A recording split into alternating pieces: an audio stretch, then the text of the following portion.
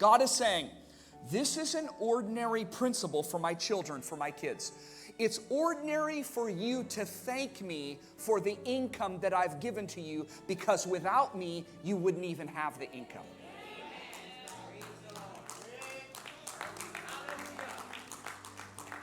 It's ordinary behavior. This is ordinary. In the God's kingdom, this is the way things work. Right? Verses 8 and 9. I read verse 8. Look at 9. For you are cursed with a curse, for you have robbed me, even the whole nation. He didn't say, I'm cursing you. Notice that. He didn't say he's cursing you. Remember, we live in a cursed world, right? We know that we live in a fallen, cursed, deprived, godless world. So what he's saying is this, is that when you don't tithe, you keep putting yourself back under a cursed system, because you're not doing the ordinary behavior that my people should be doing. Do you understand? So God is not doing it to you. He's saying, why do you keep doing it to yourself? Do you understand?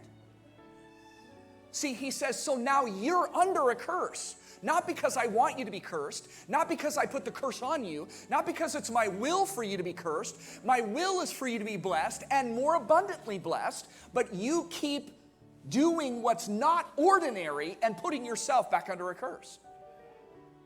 Verse 9, you have robbed me. This is the fourth time God has said robbed in these verses.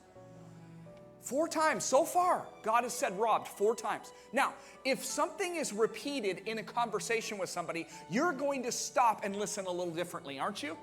Like, hey, you've said that a couple of times already, right? Hey, you've mentioned that. I've heard that 4 times now. Now, notice he didn't say theft. Okay, because remember, there's a difference between theft and robbery. Okay, theft is when you take something from someone who's home. If I break into your home and I take something from your home, that's theft. Do you understand? Robbery is when I take something off of the individual themselves. Somebody's going to catch this in just a minute. So just to be clear, the word in Hebrew is not stealing, it's robbery. So God is saying to us, you have come into my house and not taken money out of my house. You've taken money out of my pocket. Do you understand the difference here? You've robbed me personally, because I had set this aside for my house, yet you have taken it out of my pocket before it even went to the house. Do you understand?